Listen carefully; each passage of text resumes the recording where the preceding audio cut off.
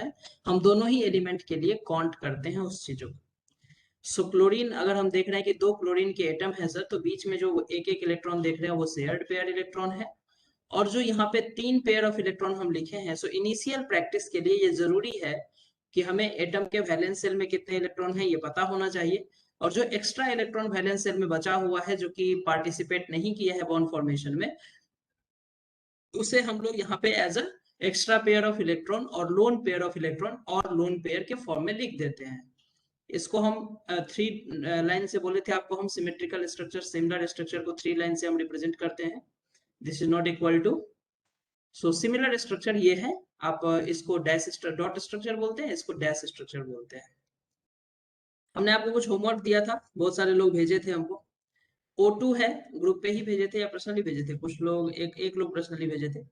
O2 है sir, यही structure है, आप लोग मैच कर लीजिए। कहीं कोई प्रॉब्लम है, जो लोग नहीं भेजे थे वो कॉपी कर लीजिए, और जो लोग भेजे थे वो देख लीजिए कि क्लियर है या नहीं। लोन पेयर है सर, ऑक्सीजन एटम है जिसके वैलेंस शेल में 6 इलेक्ट्रॉन होता है सर, ऑक्सीजन का एटॉमिक नंबर 8 होता है, 2 और 6 इलेक्ट्रॉनिक कन्फिग्रेशन होता है। ये सब चीजें आपको बहुत ही जल्दी फास्ट वे में क्लिक करना चाहिए। 2 और 6 इलेक्ट्रॉनिक कन्फिग्रेशन होता है, सो 6 इलेक्ट्रॉन वैलेंस शेल में होते हैं, 2 लोन पेयर बचते हैं और 2 शेयरिंग में जाते हैं। तो 4 हो जाता है टोटल शेयरिंग में इलेक्ट्रॉन, और 4 electron as a lone pair, 2 lone pair बचता है, टोटल 8 हो जाता है। दोनों ही ऑक्सीजन का ऑक्टेट कंप्लीट हो जाता है when they form the bond, double bond. So this is shared pair और 2 पेयर, और यहाँ पे 2 लोन पेयर है। डैश स्ट्रक्चर खींचेंगे, बॉन्ड लाइन स्ट्रक्चर खींचेंगे तो ये होगा। HCl ये भी दिए थे शायद हम। सो H एक इलेक्ट्रॉन शेयरिंग में देता है, क्लोरीन एक इलेक्ट्रॉन देता है। क्लोरीन का तो ऑक्टेट कंप्लीट होता है सर, लेकिन हाइड्रोजन का ऑक्टेट कंप्लीट नहीं होता है सर, हाइड्रोजन का डुएट कंप्लीट होता है। हाइड्रोजन के पास एक ही इलेक्ट्रॉन है जो ये शेयरिंग में दे दिया। सो जब हम हाइड्रोजन का इलेक्ट्रॉन काउंट करते हैं तो 2 ही इलेक्ट्रॉन हुआ। This 2 electron of hydrogen is called duplet. और हाइड्रोजन डुप्लेट में भी स्टेबल है, क्योंकि हाइड्रोजन में एक ही सेल होता है सर, और एक सेल में एक ही सबसेल होता है S, और S can accommodate only 2 electron. So 1s2 होते ही ये इनर्ट गैस हीलियम जैसा कन्फिग्रेशन बना लेता है, इनर्ट गैस हीलियम जैसा स्टेबल हो जाता है। इसीलिए हाइड्रोजन के केस में डुप्लेट कंप्लीट होता है, ना कि ऑक्टेट। सो हाइड्रोजन का डुप्लेट लाइक हीलियम, और क्लोरीन का ऑक्टेट कंप्लीट है। इस तरह का बॉन्ड लाइन नोटेशन होता है। क्लियर है? कोई डाउट है तो बोलिए, यस ऐसे सर, चुपचाप क्लियर। बैठ के सुनना नहीं है। क्लियर? Okay, yes sir. चलिए CO2 में देखते हैं, कार्बन का जो एटॉमिक नंबर है वो 6 होता है सर, इलेक्ट्रॉनिक कन्फिग्रेशन 2,4 होता है सर। 4 इलेक्ट्रॉन होते हैं वैलेंस शेल में, 2 ऑक्सीजन के साथ 2 इलेक्ट्रॉन शेयरिंग कर देता है ये। सो टोटल 2 इलेक्ट्रॉन अगर कार्बन शेयर किया है तो 2 ऑक्सीजन भी शेयर करेगा, तो दोनों ऑक्सीजन 2 शेयर करते हैं, तो टोटल कार्बन का भी ऑक्टेट कंप्लीट हो जाता है और ऑक्सीजन का भी ऑक्टेट कंप्लीट हो जाता है।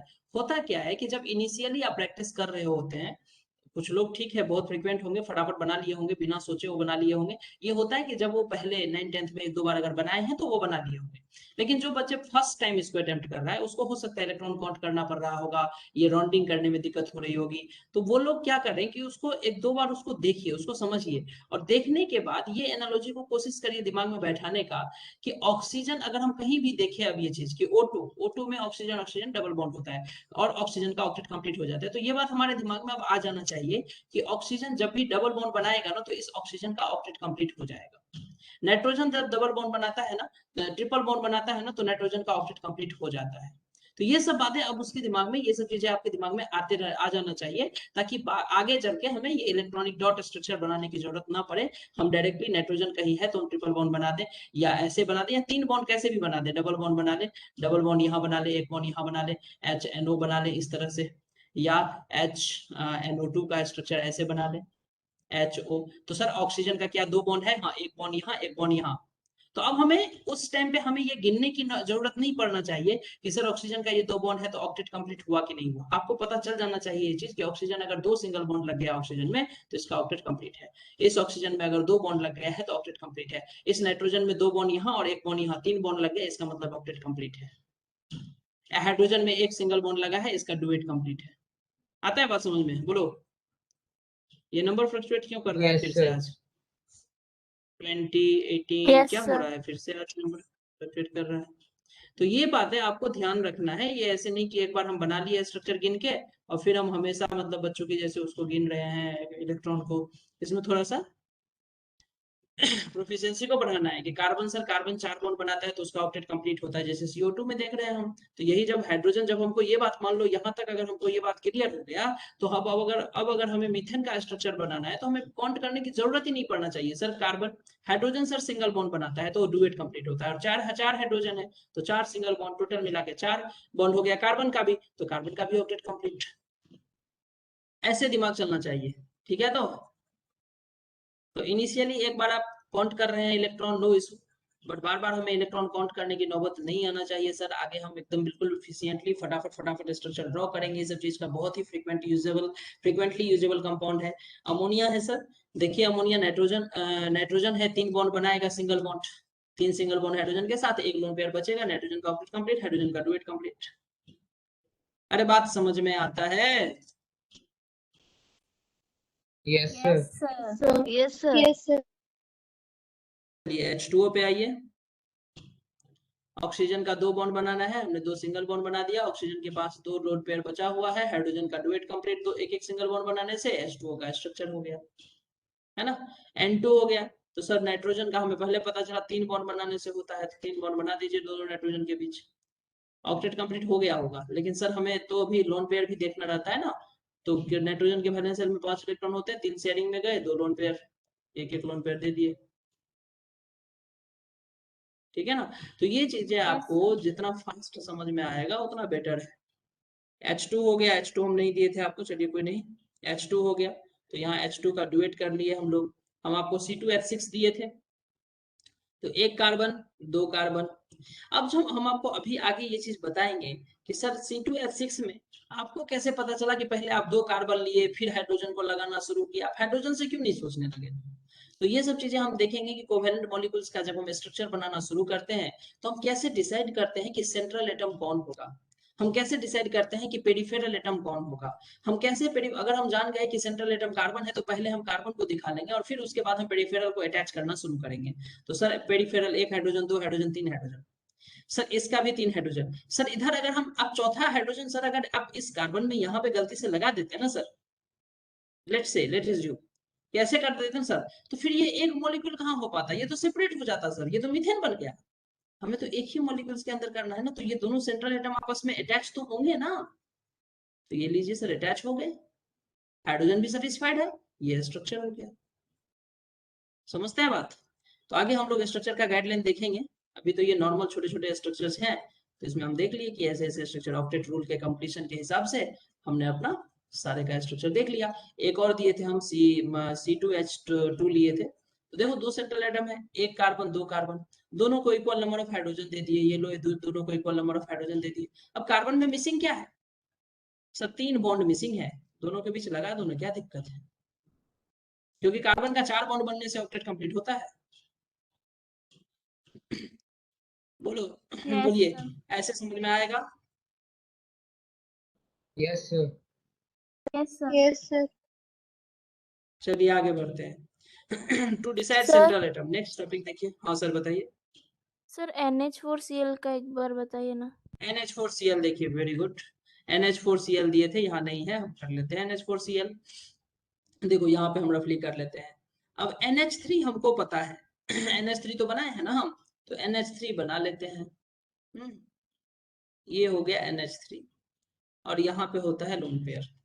अब क्या है कि NH4Cl का स्ट्रक्चर हमें बनाना है, ठीक ना, NH4Cl का स्ट्रक्चर बनाना है। अब जब हम NH4 बनाएंगे ना, NH4 जब हम बनाएंगे तो कैसे बनाएंगे, तो यहाँ पे क्या होगा कि एक हाइड्रोजन आएगा, ठीक, एक हाइड्रोजन आएगा और ये बॉन्ड बनेगा इस तरह से, नाइट्रोजन पे आएगा प्लस चार्ज और Cl माइनस होगा। अरे सर ये क्या कर दिए सर, ये आपको पता था आप इसीलिए ऐसा कर दिए। अरे समझो ना, सुनो सुनो, अमोनियम क्लोराइड आपको पता है कि आयनिक कंपाउंड है, NH4 प्लस और Cl माइनस होता है, ये बात पता है क्या? Yes sir. यस अच्छा, सर। क्या आपको ये बात पता है, एक बात पता है आपको, क्लोरीन के वैलेंस शेल में 7 इलेक्ट्रॉन होता है। अगर इस पे एक नेगेटिव चार्ज आ गया तो चार्ज की वजह से 1 इलेक्ट्रॉन आ गया तो इसका ऑक्टेट कंप्लीट हो गया, डन। चलिए Yes, अब क्या sir. करना है, sir. अब क्या करना है कि सर NH3 तो हो गया, अब होता यह है कि ये एक इलेक्ट्रॉन किससे लिया, ये हाइड्रोजन से एक इलेक्ट्रॉन लिया, तो उस जिस हाइड्रोजन से ये एक इलेक्ट्रॉन HCl लिया है उस हाइड्रोजन के पास तो कोई इलेक्ट्रॉन बचा ही नहीं सर। तो वो हाइड्रोजन जब नाइट्रोजन से जुड़ेगा तो जुड़ेगा कैसे, सिंगल बॉन्ड बनाएगा। तो इस सिंगल बॉन्ड में सर दोनों ही इलेक्ट्रॉन नाइट्रोजन का है, इस हाइड्रोजन के पास तो इलेक्ट्रॉन था ही नहीं, ये तो अपना इलेक्ट्रॉन क्लोरीन को दे के आ रहा है, समझ रहे बात।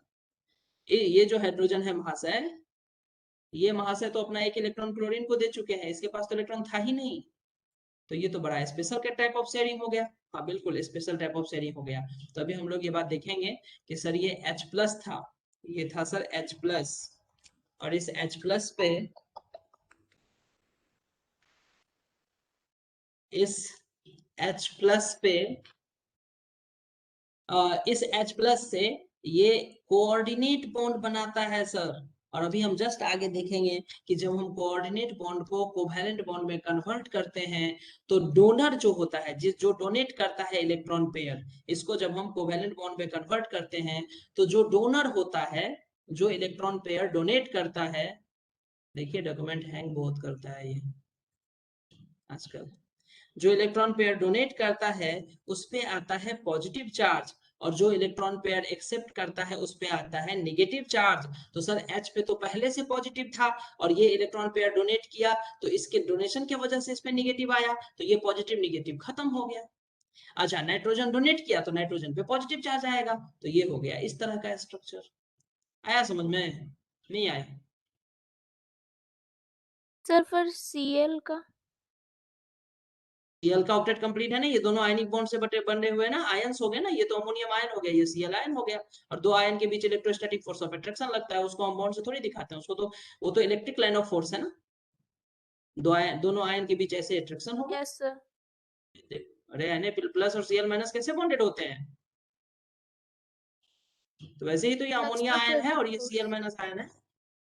हाँ Electrostatic force. बोलो,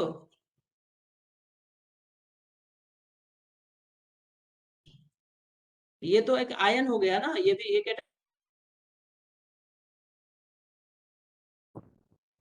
Yes sir, clear.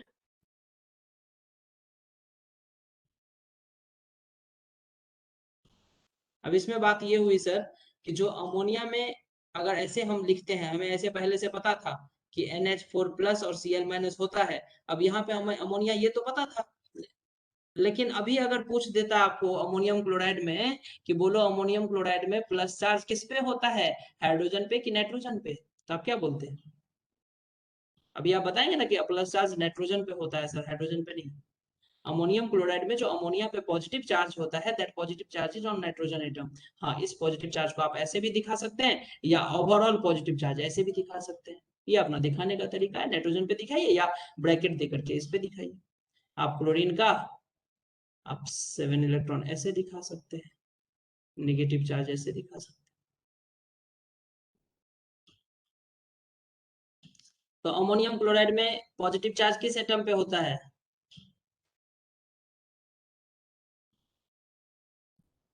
Nitrogen. Nitrogen पे, हाइड्रोजन पे नहीं होता है। चलिए अगर एक चीज आपको अभी नहीं भी समझ में आया ना कि पॉजिटिव नेगेटिव हम कैसे कैंसिल कर दिए, H+ कैसे आया, तो परेशान मत होइए, कोऑर्डिनेट बॉन्ड जब हम बताएंगे तो कोऑर्डिनेट बॉन्ड में देखेंगे कि कैसे कोऑर्डिनेट बॉन्ड, बहुत सारे कंपाउंड वहां पे एग्जांपल मिलेंगे इस तरह का, तो कैसे चार्ज असाइन होता है। एनसीईआरटी हमारा इस चीज को फॉर्मल चार्ज असाइनमेंट की तरह लेता है, फॉर्मल चार्ज एक टॉपिक है एनसीईआरटी में, उसमें वो चीज बताता है, तो हम फॉर्मल चार्ज का कॉन्सेप्ट एक्चुअली ओल्ड हो चुका है तो वो हम डिस्कस करते नहीं है, तो उसको ऐसे ही हम लोग वहां पे कैलकुलेशन दिया हुआ है, मैथमेटिकली कैलकुलेशन दिया हुआ है कि फॉर्मल चार्ज कैसे कैलकुलेट करेंगे किसी मॉलिक्यूल्स के अंदर, है ना। हम लोग क्या करते हैं कि फॉर्मल चार्ज अब आउटडेटेड चीज हो गया है, एग्जाम में भी नहीं आते हैं, तो फॉर्मल चार्ज का असाइनमेंट मैथमेटिकली वो जो एनसीईआरटी में गिवन है वो ना बता करके डायरेक्ट हम लोग चार्ज असाइनमेंट सीख लेते हैं कि चार्ज असाइनमेंट करते कैसे हैं, और वो ही चीज, ठीक है। तो N2 हो गया, H2 हो गया, और कोई स्ट्रक्चर बचा क्या, और कोई स्ट्रक्चर बचा?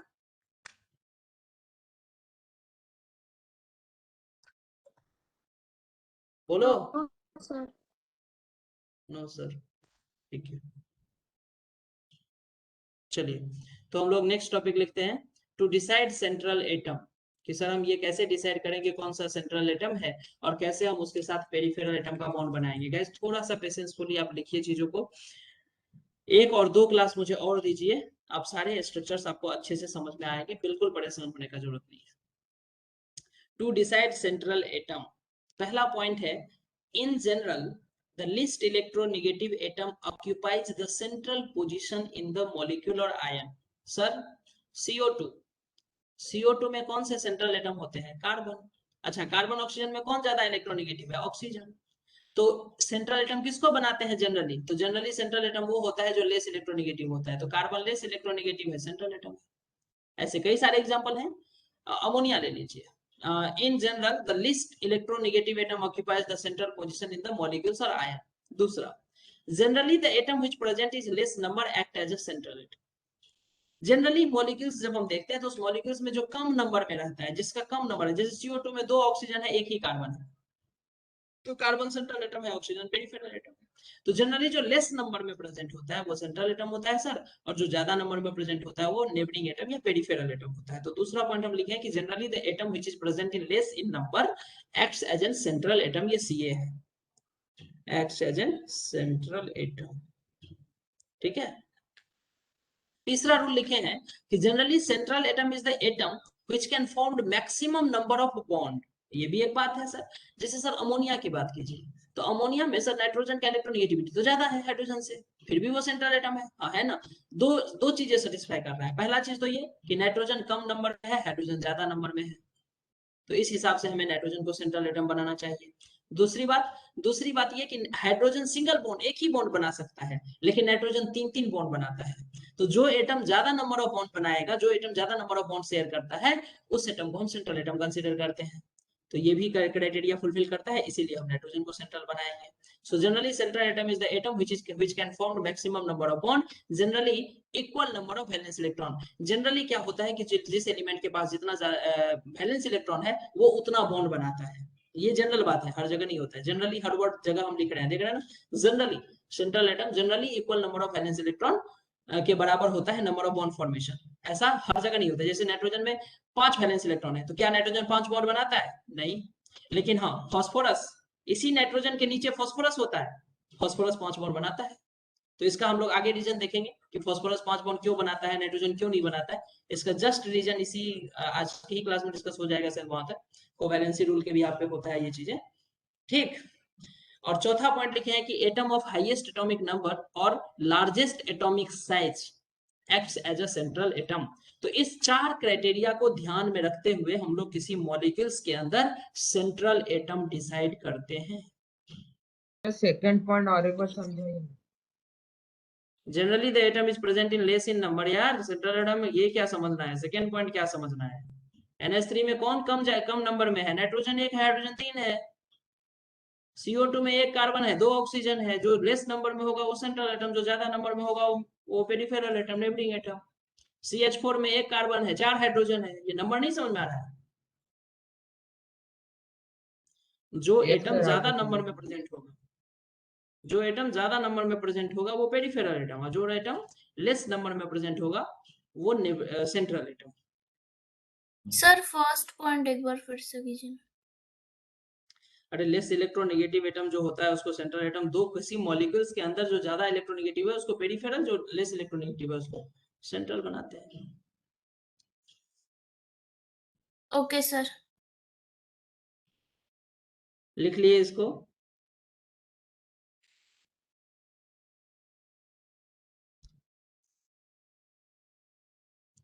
यहाँ तक कंप्लीट कीजिए पॉइंट सारे।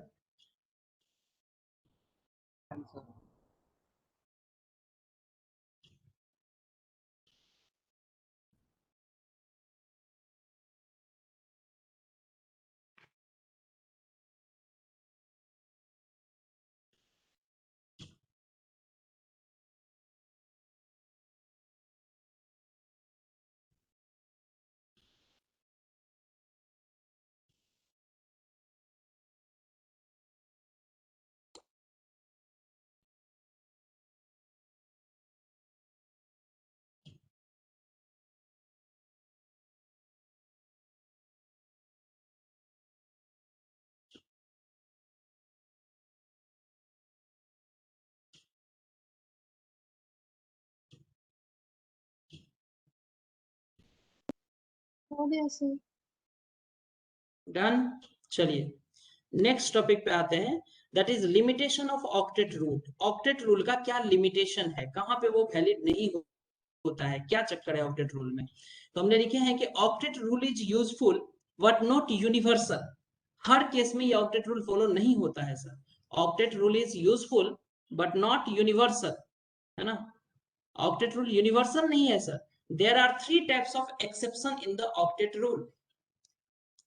क्या क्या एक्सेप्शन है ऑक्टेट रूल में। Octet rule is useful, yes, बहुत सारे मॉलिक्यूल्स अभी तक हमने जो 10-12 कंपाउंड हमने बनाए थे वो सारे ऑक्टेट रूल को फॉलो कर रहे हैं। ऑर्गेनिक मॉलिक्यूल्स में ऑर्गेनिक कंपाउंड जितने होते हैं सारे कोवैलेंट बॉन्ड और ऑक्टेट रूल को फॉलो करते हैं, कोई प्रॉब्लम नहीं है, सब में ऑक्टेट का फॉलो होता है। लिमिटेशन ऑफ ऑक्टेट क्या है कि octet rule is useful but not universal.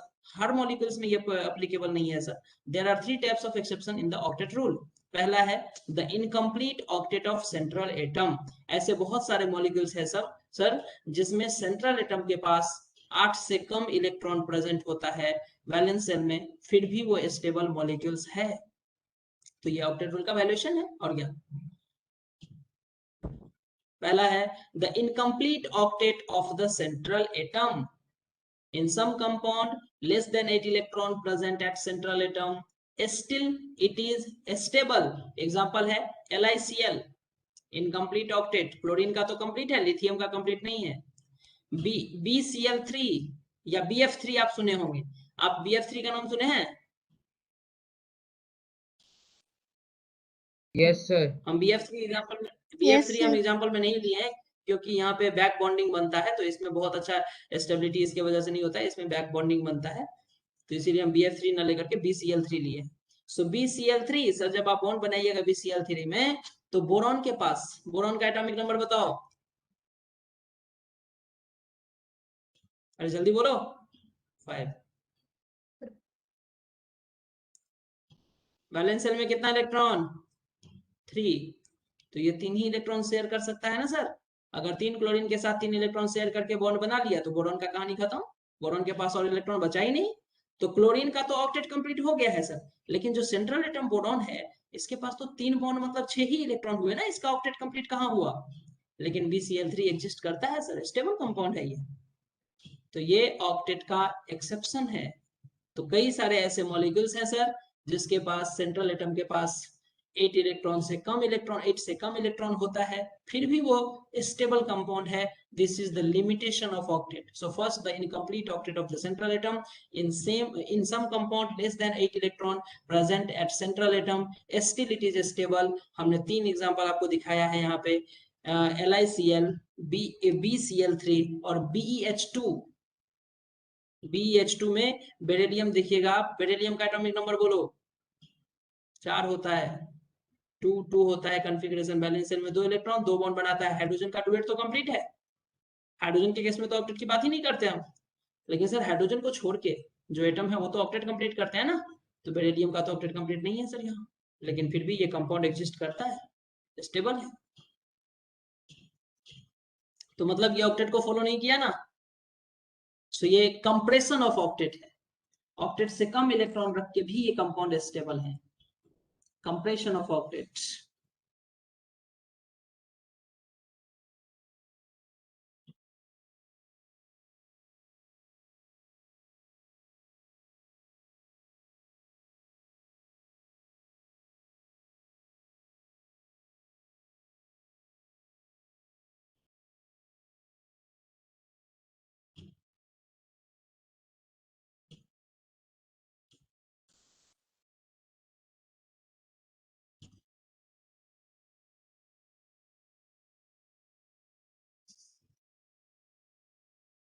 Clear है यहाँ तक बात, बोलिए। Yes sir. Yes sir. Yes लिख लिया आप लोग, इतना सर फास्ट लिख 1 लिया, वही तो निंजा टेक्निक से लिखता है क्या।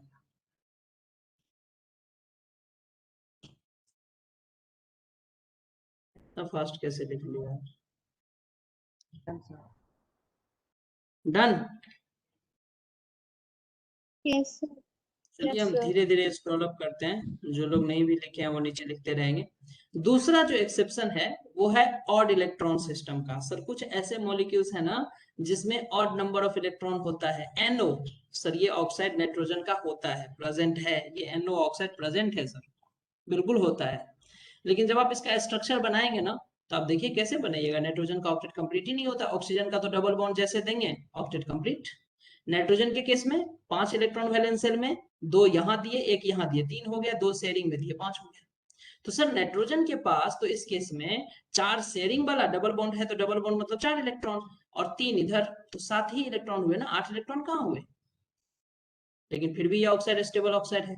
तो ये जो NO है ना सर, ये ऑड इलेक्ट्रॉन रखने वाला इस कंपाउंड है, इसमें ऑड इलेक्ट्रॉन होता है। 7 इलेक्ट्रॉन नाइट्रोजन के पास है, फिर भी ये स्टेबल है।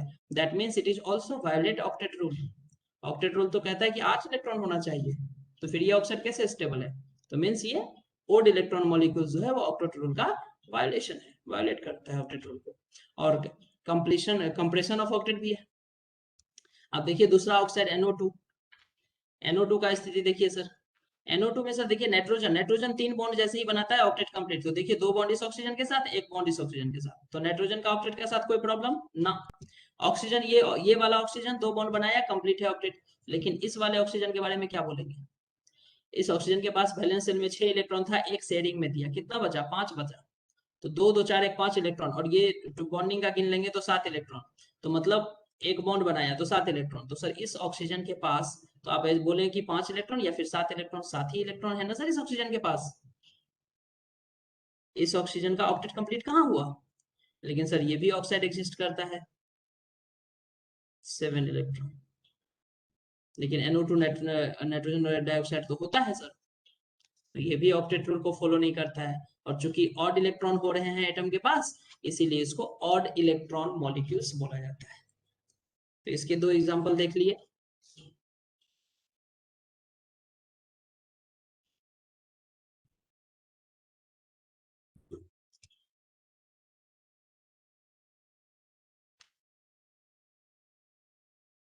सर सर सर इलेक्ट्रॉन तो हमेशा पेयरिंग में होता है, लेकिन नाइट्रोजन और ऑक्सीजन के पास तो एक एक ही इलेक्ट्रॉन है, तो वो इसमें ले सकते हैं और है ही नहीं तो पेयरिंग में कैसे करेंगे? अगर 2 इलेक्ट्रॉन नाइट्रोजन इलेक्ट्रॉन पेयर्ड में हमेशा एग्जिस्ट करता है। ये बात तो हुई ये ना कि अगर 2 इलेक्ट्रॉन हमें नाइट्रोजन पे दिखाना है तो हम कभी इसको ऐसे नहीं दिखाएंगे, एक यहाँ एक यहाँ, हम पेयरिंग में दिखाएंगे। लेकिन अगर इलेक्ट्रॉन है ही एक, तो वो पेयर में कैसे रहेगा? Yes sir. ऑड इलेक्ट्रॉन है ना, और जो बचे हैं वो तो पेयर में हम यस दिखाए हैं, सर। ये पेयर में दिखाए, ये पेयर में दिखाए, है ना। चलिए यस सर। तीसरा जो प्रॉब्लम है वो है द एक्सपेंडेड ऑक्टेट और सुपर ऑक्टेट। सर कुछ ऐसे मॉलिक्यूल्स होते हैं जिसके पास 8 से सेंट्रल एटम में 8 से ज्यादा इलेक्ट्रॉन होता है, फिर भी वो स्टेबल होता है, तो उसको बोलेंगे एक्सपेंडेड ऑक्टेट और सुपर ऑक्टेट। ऐसे कौन कौन से मॉलिक्यूल्स होते हैं, और फिर हम लोग देखेंगे कि क्यों होते हैं ऐसा, ज्यादा इलेक्ट्रॉन रख के भी क्यों स्टेबल होता है, और अगर ज्यादा रखता है तो वो ज्यादा कितना रख सकता है। तो ये सारे क्वेश्चंस का आंसर मिलेगा अभी आपको। द एक्सपेंडेड ऑक्टेट और सुपर ऑक्टेट, तीसरा प्रॉब्लम है ऑक्टेट रूल में, द एक्सपेंडेड ऑक्टेट और सुपर ऑक्टेट। PCl5 तो जानते होंगे, सुने हैं कि नहीं? Yes, sir. Yes sir. PCl5 तो बड़ा Yes, sir. PCl5 तो बड़ा कॉमन कंपाउंड है, तो सुने ही होंगे PCl5। अब PCl5 में 5 क्लोरीन है, तो 5 क्लोरीन के साथ अगर फॉस्फोरस बॉन्ड बनाएगा तो कम से कम 5 सिंगल बॉन्ड तो बनाएगा ही। अब 5 सिंगल बॉन्ड का मतलब क्या हुआ? एक बॉन्ड में 2 इलेक्ट्रॉन, एक इसका एक इसका, तो 5 बॉन्ड में 10 इलेक्ट्रॉन, तो फॉस्फोरस के पास 8 से ज्यादा इलेक्ट्रॉन हो गया।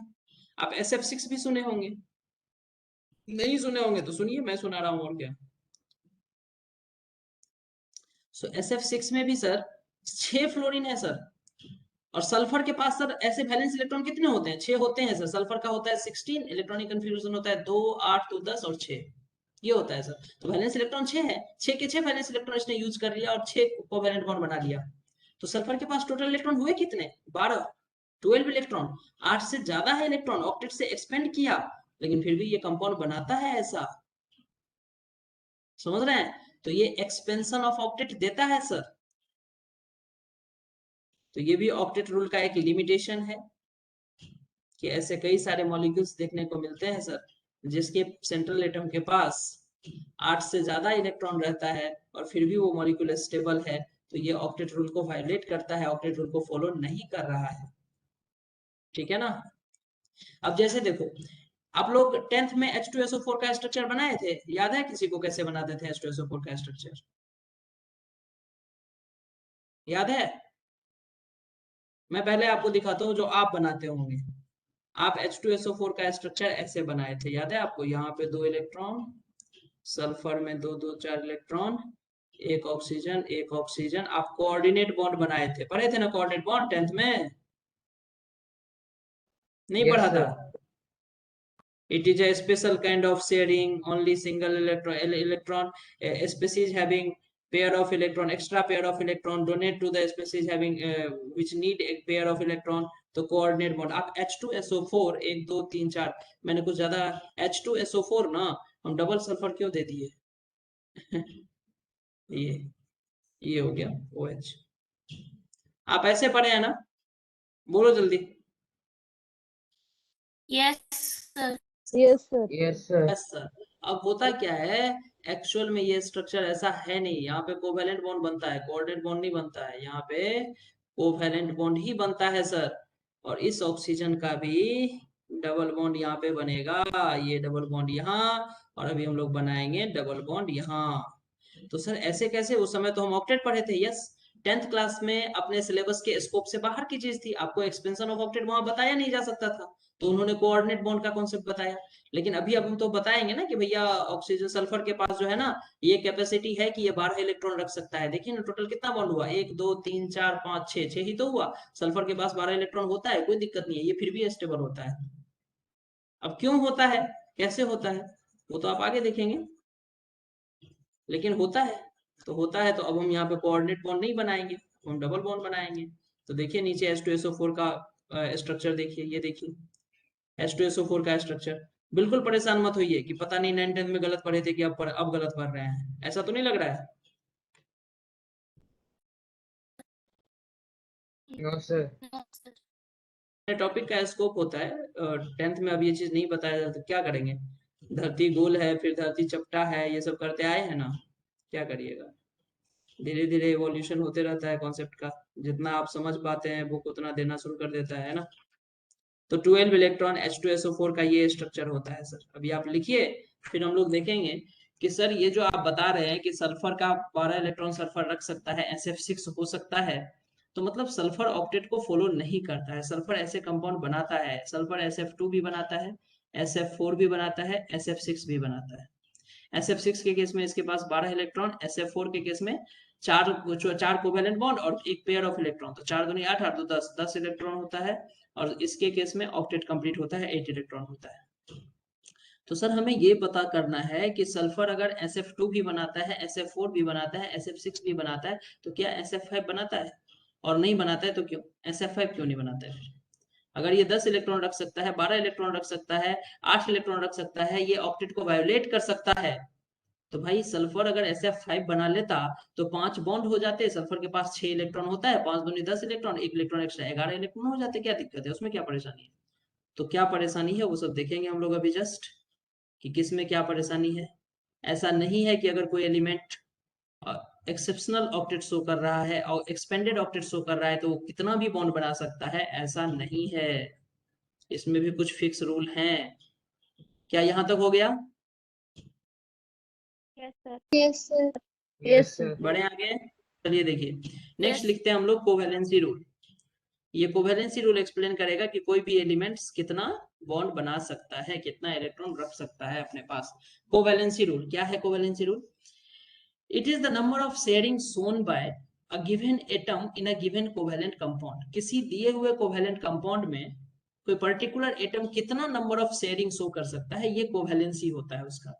It is the number of sharing shown by a given atom in a given covalent compound and unpaired electron participate in sharing just to get paired।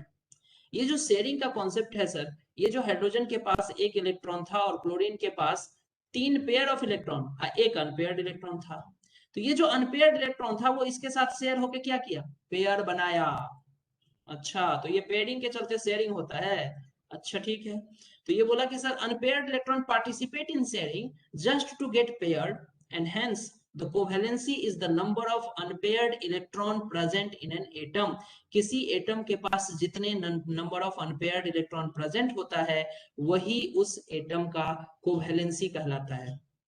क्या डेफिनेशन क्लियर हुआ covalency का?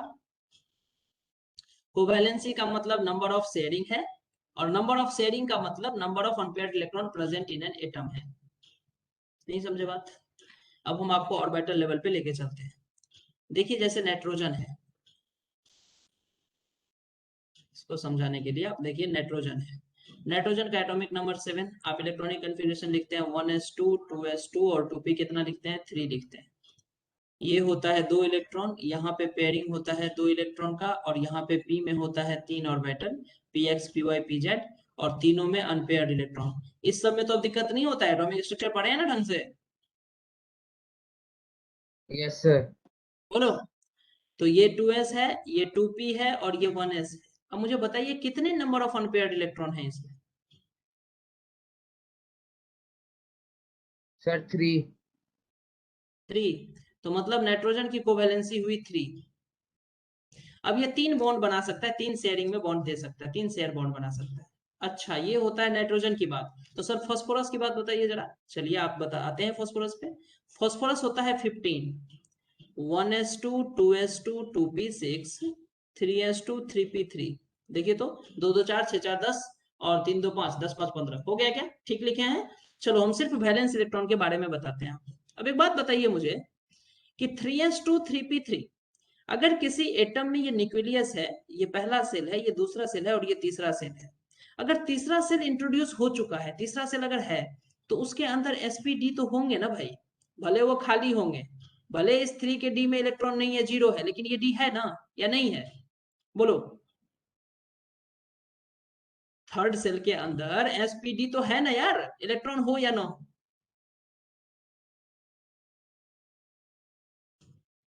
क्या yes बोलते हो? Sir. जब तीसरा cell आ गया तो उस तीसरा सेल में तो s होता है, p होता है, d होता है, ये घर है उसका। अब इसमें इलेक्ट्रॉन है, इसमें इलेक्ट्रॉन है, लेकिन इसमें इलेक्ट्रॉन नहीं है, अभी खाली है, कोई दिक्कत नहीं है। डन। अब जब इसका आप ये देखोगे डायग्राम कि 3s में 2 इलेक्ट्रॉन है सर, 3p में सर कितने इलेक्ट्रॉन है? 3p में सर 3 अनपेयर्ड इलेक्ट्रॉन है सर, ऐसे फिलअप करेंगे आप। और जो 3d है सर जिसमें 5 होते हैं वो पूरे के पूरे खाली है, 1 2 3 4 हो गए तो 5 हो गया होगा, ये पूरे के पूरे खाली है, वैकेंट है। जो बात बोल रहे हैं समझने का कोशिश करो कि ये सर 3s वैलेंस शेल का इलेक्ट्रॉन, सर ये इसके बारे में नहीं बताया, इसके बारे में क्यों बताया? अरे कोवैलेंसी में केमिकल बॉन्डिंग में तो वैलेंस शेल के इलेक्ट्रॉन पार्टिसिपेट करते हैं, इनर इलेक्ट्रॉन थोड़ी पार्टिसिपेट करता है, तो रहने देते हैं इसके बारे में, इसको। सही बात है कि नहीं?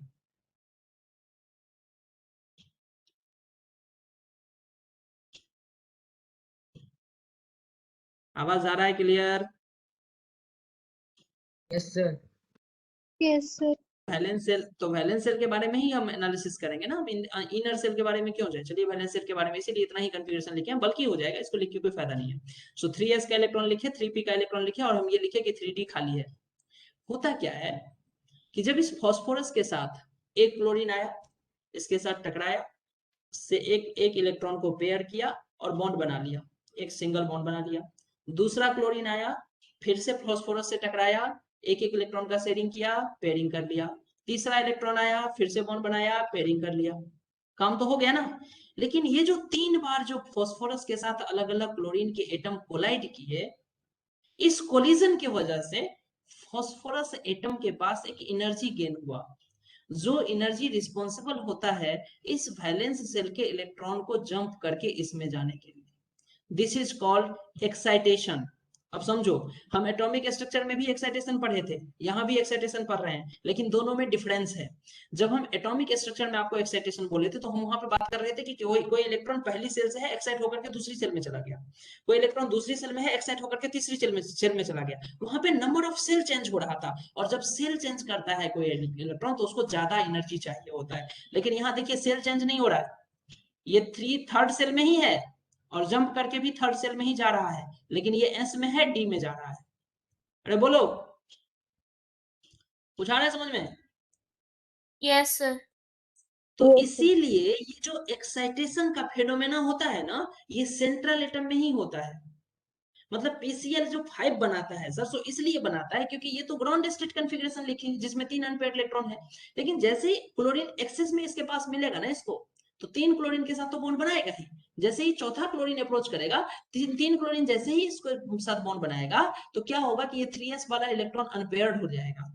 और जब एक पेयर अनपेयर्ड होता है तो 2 अनपेयर्ड इलेक्ट्रॉन मिलता है, और इसीलिए ये 2 एक्स्ट्रा बॉन्ड बना सकता है।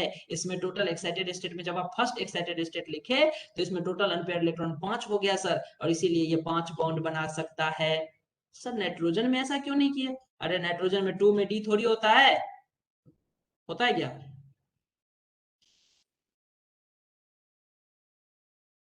टू में डी होता है क्या?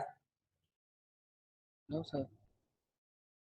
मतलब जिसमें वैकेंट डी ऑर्बिटल है उसी में इस तरह का एक्साइटेशन होगा, और this excitation is called internal excitation. हमने आपको बताया कि इंटरनल एक्साइटेशन का रीजन क्या होता है।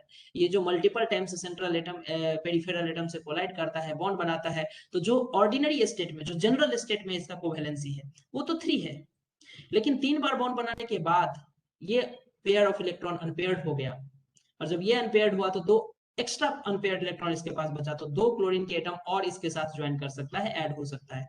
मतलब ये या तो PCl3 बना सकता है या ये PCl5 बना सकता है।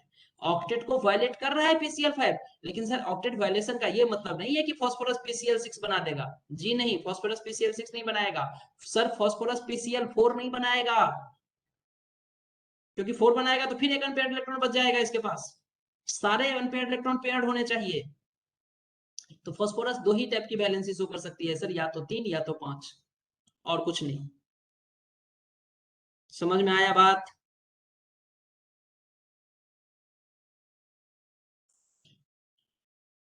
नहीं आया समझ में?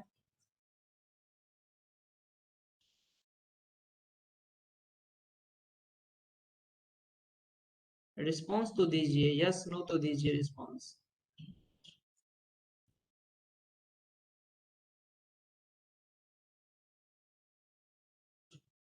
आवाज क्यों नहीं आ रहा है किसी का? थक गया क्या सब?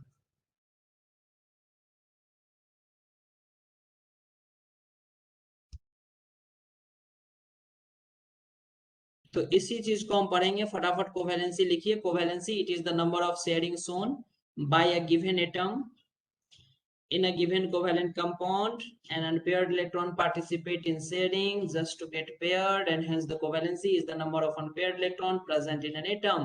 So मतलब covalency का मतलब या तो हम ये समझे कि number of sharing, या एक्चुअल में हम ये समझे सर कि number of unpaired electron present in the atom is called its covalency. क्या यहाँ तक राइट डाउन किए आप, या समझ रहे थे तो नहीं किए हैं तो लिखिए आराम से, कोई जल्दबाजी नहीं है, लिखिए आराम से।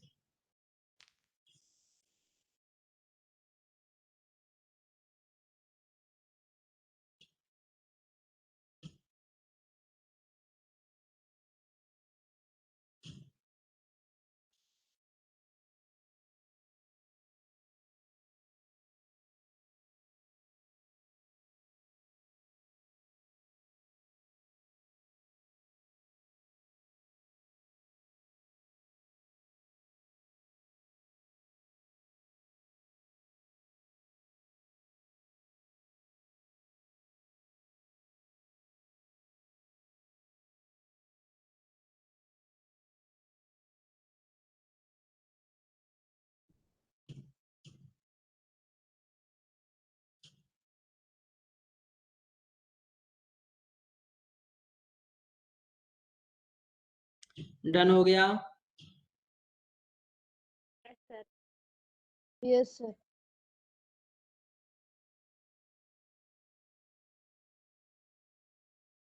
आगे चलिए। तो सर एग्जांपल देखिए कि अगर कोई ए एटम है, सेंट्रल एटम, जो कि 3b के साथ सिंगल बॉन्ड बनाया है और c के साथ डबल बॉन्ड बनाया है, तो अगर मुझे कोई पूछता है कि what is the covalency of A, तो हम बोलेंगे ए का कोवैलेंसी 5 है। क्यों? क्योंकि ये 5 बॉन्ड बना रहा है, इसमें नंबर ऑफ शेयरिंग 5 इलेक्ट्रॉन का हो रहा है। What is the covalency of B, तो बोलेंगे 1। क्यों? क्योंकि बी एक का शेयरिंग कर रहा है, एक इलेक्ट्रॉन का शेयरिंग कर रहा है, सिंगल बॉन्ड बना रहा है, so its covalency is 1. What is the covalency of C? That is equal to 2. तो क्या कोवैलेंसी समझ में आया? Number of sharing, number of unpaired electron present in an atom, ये बात समझ में आई? Yes sir.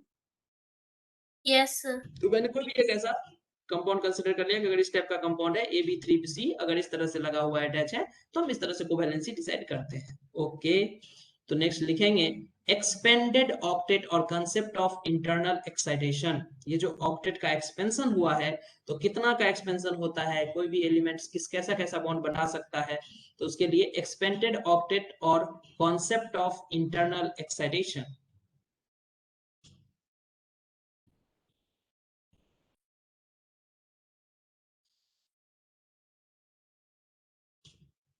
expanded octet or concept of internal excitation.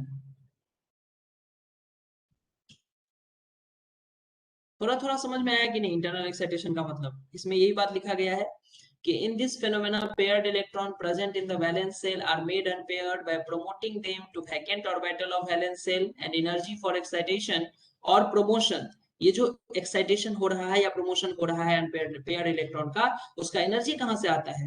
तो orbital of valence shell energy for excitation और promotion is obtained from system itself. हम बाहर से नहीं देते हैं. So covalency is of two type. एक तो ग्राउंड स्टेट कोवैलेंसी होता है, दूसरा एक्साइटेड स्टेट कोवैलेंसी होता है. So expanded octet or concept of internal excitation. In this phenomena, paired electron present in the valence shell are made unpaired by promoting them to vacant orbital of valence shell, and energy for excitation or promotion is obtained from system itself. So covalency is of two types, ground state and excited state covalency.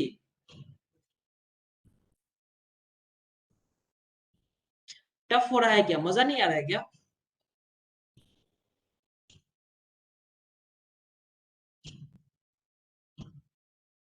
चीजें tough हो रही है? Yes sir, थोड़ा थोड़ा. तो मतलब मजा नहीं आ रहा है?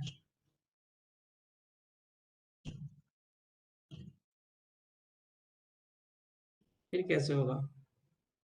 बोरिंग हो रही है चीजें? नो सर, आ रहा है मस्त। बोरिंग नहीं आना चाहिए, होना चाहिए ना आपको. क्यूरियोसिटी होता है ना कि ये क्यों होता है, ये जानना तो जरूरी है हमें. आप अगर केमिकल बॉन्डिंग स्कूल में हुआ या नहीं?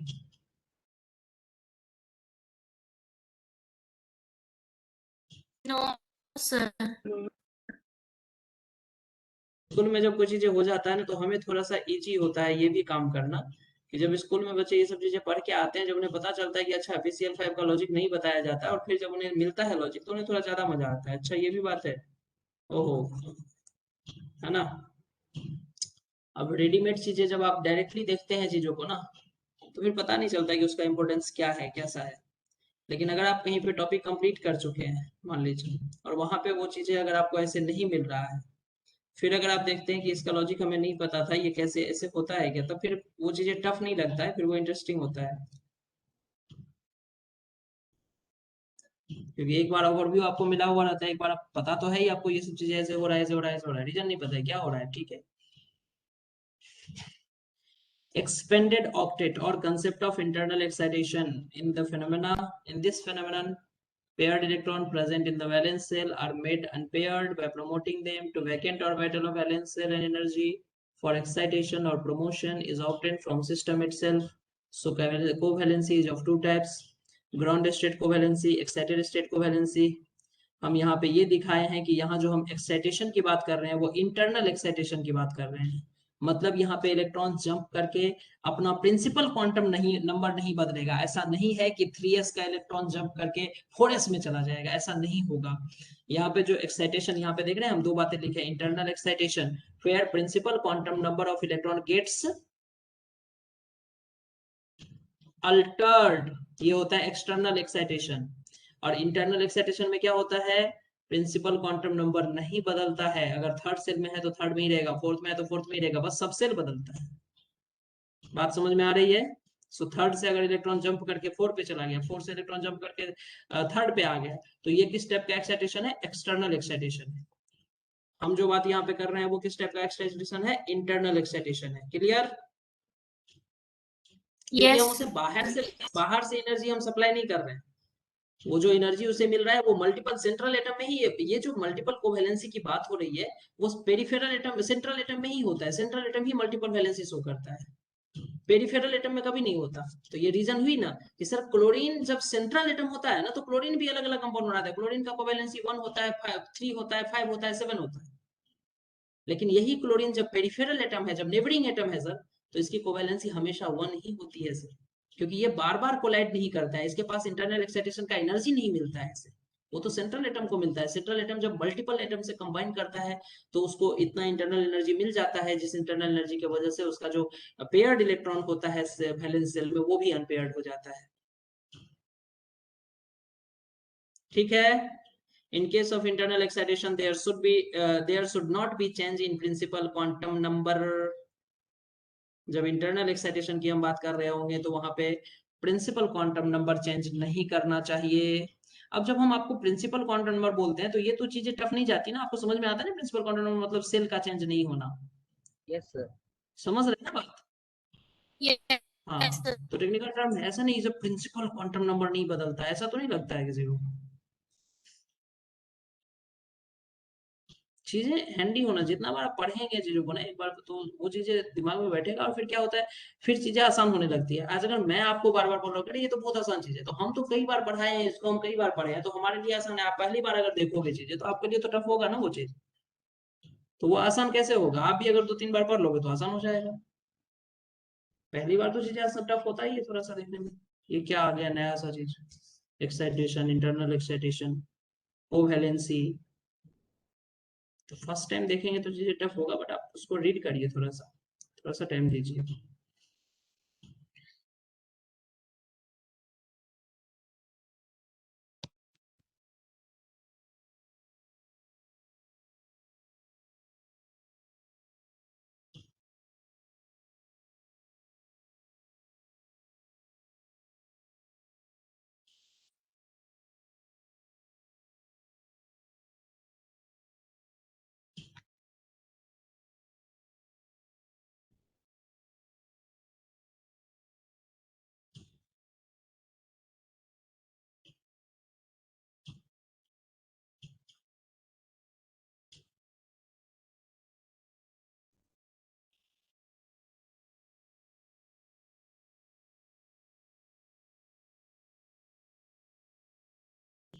डन?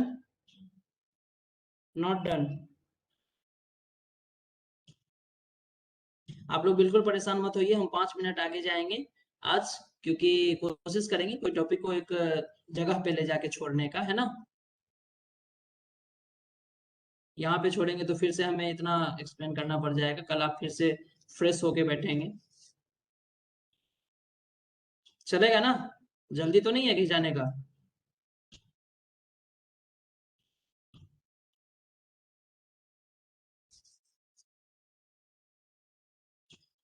आंसर नहीं आया?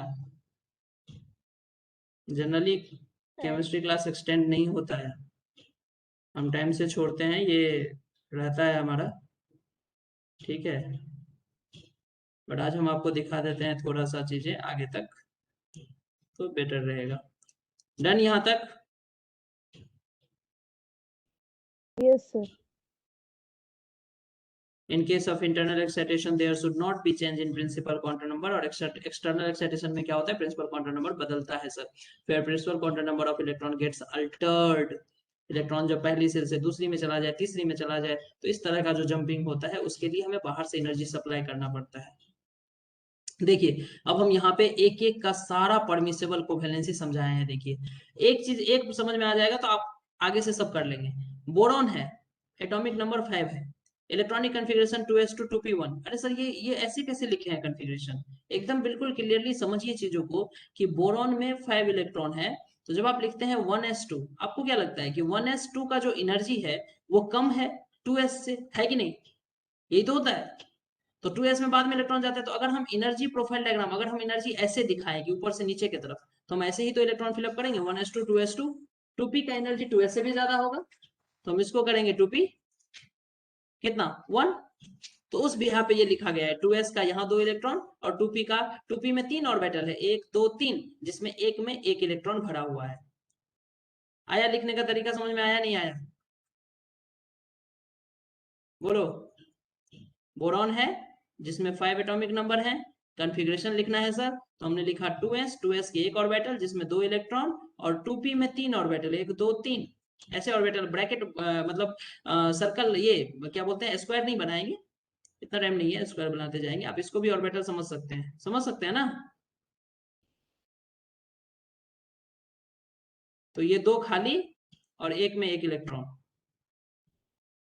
अब जब इसका इंटरनल एक्साइटेशन होगा तो ये 1 इलेक्ट्रॉन जंप करके इस 2p में जा सकता है सर, तो ये हो गया। तो इंटरनल एक्साइटेशन के बाद का कॉन्फ़िगरेशन ये आ गया sir.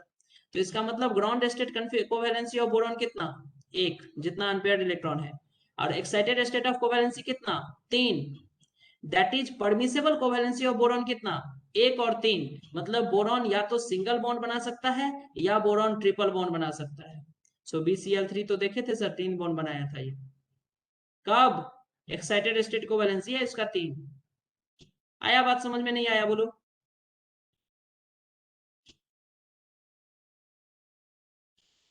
Sir please slide up कीजिए ना। स्लाइड अप कीजिए।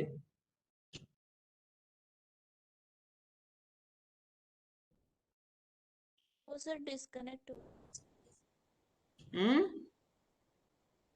सर नेटवर्क इशू की वजह से मैं डिस्कनेक्ट हो गई थी इसलिए। 17 नंबर आ गए थे, राइट।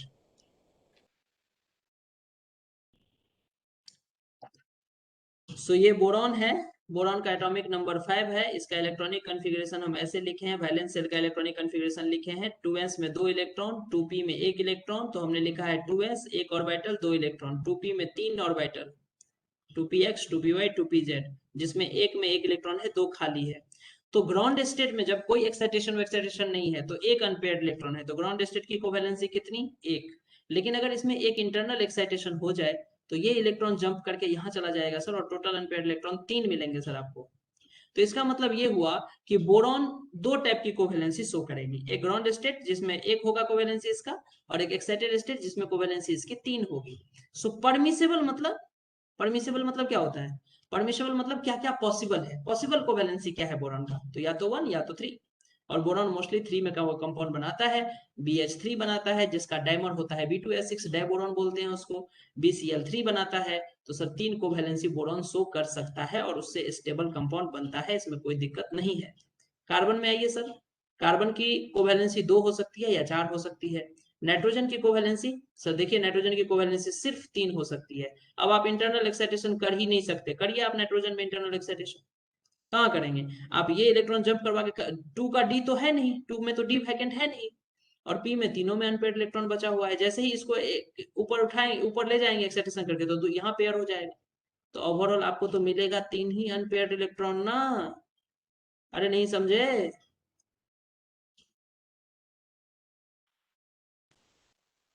और आपके 11th का ये ब्लैक एंड व्हाइट क्वेश्चन है, व्हाई नाइट्रोजन फॉर्म NCl3, या फिर why phosphorus form PCl5 but nitrogen do not form NCl5। Nitrogen NCl5 नहीं बनाता है जबकि फास्फोरस PCl5 बनाता है, सेम ग्रुप एलिमेंट है, ऐसा क्यों? क्योंकि सर फास्फोरस में वैकेंट d ऑर्बिटल होते हैं, नाइट्रोजन में वैकेंट d ऑर्बिटल नहीं होते हैं। अरे मिला आंसर या नहीं मिला?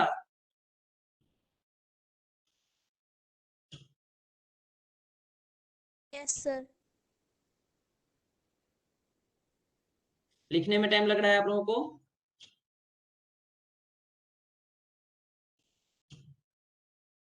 स्क्रीनशॉट ले लीजिए, मैं पढ़ के बता देता हूँ, ज्यादा एक्सटेंड नहीं करूंगा क्लास को, आप ही लोगों को बहुत दिक्कत होता है। आप इसका स्क्रीनशॉट ले लीजिए, 3 से आगे मैं थोड़ा सा आगे कल यहीं से स्टार्ट कर लूंगा, इसी स्क्रीन से आप लिखे रहिएगा इसको।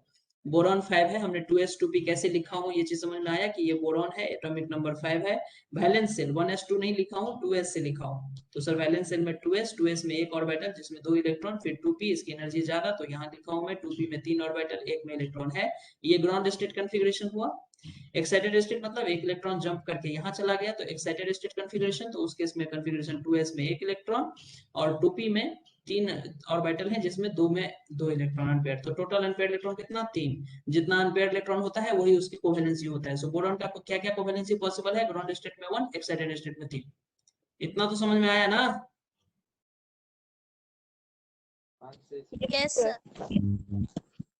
सर। बस हो गया। मतलब हम कहाँ क्या लिखे हैं वो लॉजिक समझ में आया, ग्राउंड स्टेट कोवेलेंसी फलाना ढिमकाना समझ में आया इतना। तो आप स्क्रीनशॉट ले लीजिए सब लोग, और इसको कॉपी करके नेक्स्ट क्लास में हम लोग इसको देखेंगे। आगे देखिए, आगे हम कंप्लीट किए हैं फास्फोरस का, फिर ऑक्सीजन का, फिर सल्फर का, फिर क्लोरीन का, फिर जेनॉन का, कि क्या क्या कोवेलेंसी पॉसिबल है। फिर यहाँ पे गाइडलाइन दिया गया है कि कैसे कैसे स्ट्रक्चर बनाते हैं। ढेर सारे स्ट्रक्चर मिलेंगे आपको, BF4 माइनस का ऐसा ही क्यों होता है, PCl4 प्लस का ऐसा ही क्यों होता है, XeO2F2 का स्ट्रक्चर कैसा होगा, ऐसा क्यों नहीं होगा, ऐसा क्यों होगा, हर चीज का आंसर मिलेगा। परेशान होने का बिल्कुल जरूरत नहीं है। बस थोड़ा सा आप पढ़िए नोट्स, प्रीवियस क्लास का जो भी क्लास चल रहा है करंट में उसका नोट्स रिवाइज करिए, थोड़ा सा एनसीईआरटी को पढ़ते रहिए, थोड़ा दिमाग चलाइए। एकदम बिल्कुल ऐसे नहीं कि बैठे हुए हैं, एकदम एनर्जी है ही नहीं बचा हुआ है ना, एकदम बैठ के सर को सुन रहे हैं खाली, अपना दिमाग एकदम सोया हुआ है। आंख खोल के सोना समझते हैं ना, कुछ लोग करते हैं ना ऐसे, आंख खुला हुआ है, क्लास में बैठे हुए हैं लेकिन दिमाग कहीं और चल रहा है, उसका सोया हुआ है एकदम, अपना दिमाग चला ही नहीं रहा है। तो हम जो भी बोल रहे हैं वो बाउंस बैक ऊपर से चला जाता है, उस केस में होता है ना ऐसा। और फिर जब क्लास खत्म होता है तो उनसे पूछो क्या क्या पढ़ाया सर आज, पता ही नहीं चला कुछ। तो ऐसे नहीं, थोड़ा सा अटेंटिव रहेंगे तो मुझे लगता है कि बहुत ज्यादा टफ चीज नहीं है ये। और शायद जब जब मैं एक्सप्लेन कर रहा होता हूँ तो आई होप कि हम इतना चीज आपको बताता हूँ कि आपको चीजें समझ में आए, ऐसा मुझे लगता है। अब पता नहीं, मुझे गलत भी लग सकता है, या आप बता सकते हैं मुझे बेटर कि आपको समझ में आता है या नहीं। क्या यस सर, आता है। ये मिलते हैं कल। कल हम कोवैलेंसी रूल को कंप्लीट करेंगे। आई होप कल आपको इस सब क्वेश्चन का आंसर मिल जाएगा कि फास्फोरस PCl5 क्यों बनाता है, नाइट्रोजन HCl5 क्यों नहीं बनाता है, सल्फर अगर फास्फोरस 10 इलेक्ट्रॉन रख सकता है क्यों रख सकता है, 5 कोवैलेंसी उसका कब होता है, सल्फर की पॉसिबल कोवैलेंसी क्या सब हो सकती है। जैसे फास्फोरस की तो मैंने आज ही एक्सप्लेन कर दिया, 3 और 5 होता है, वैसे ही सल्फर की कोवैलेंसी आप समझने के लिए ट्राई करिएगा। सल्फर का कन्फिग्रेशन लिखिएगा, ग्राउंड स्टेट लिखिएगा, फर्स्ट एक्साइटेशन सेकंड एक्साइटेशन, दो एक्साइटेशन होता है वहां पे। तो सल्फर की कोवैलेंसी 2 हो सकती है, 4 हो सकती है, 6 हो सकती है, 5 नहीं हो सकती है, 7 नहीं हो सकती है। तो इसीलिए कोवैलेंसी के बिहाफ पे इसका कोई एक्सेप्शन नहीं है, ऐसे ही बॉन्ड बनते हैं, कंपाउंड बनाया जाता है। तो कोवैलेंसी के रूल से आप डिसाइड कर सकते हैं किसी एटम का मैक्सिमम कोवैलेंसी क्या हो सकता है, possible covalency, all possible covalency क्या होता है, ये चीजें हम लोग ऐसे डिसाइड कर सकते हैं। तो अगर आपको ये एक्साइटेशन डी एक्साइटेशन का फंडा थोड़ा भी समझ में आया तो आप कोशिश कर सकते हैं इस चीज के लिए कि ऑक्सीजन मल्टीपल कोवैलेंसी क्यों नहीं शो करता, क्योंकि ऑक्सीजन में 2d ऑर्बिटल वैकेंट नहीं होता, लेकिन सल्फर को वैलेंसी शो करता है मैक्सिमम मल्टीपल, क्योंकि सल्फर में वैकेंट d ऑर्बिटल होता है। तो उसका ग्राउंड स्टेट कन्फिगरेशन वैलेंसी 2 ही होता है, लेकिन फर्स्ट एक्साइटेशन में 4 हो जाता है, सेकंड एक्साइटेशन में 6 हो जाता है।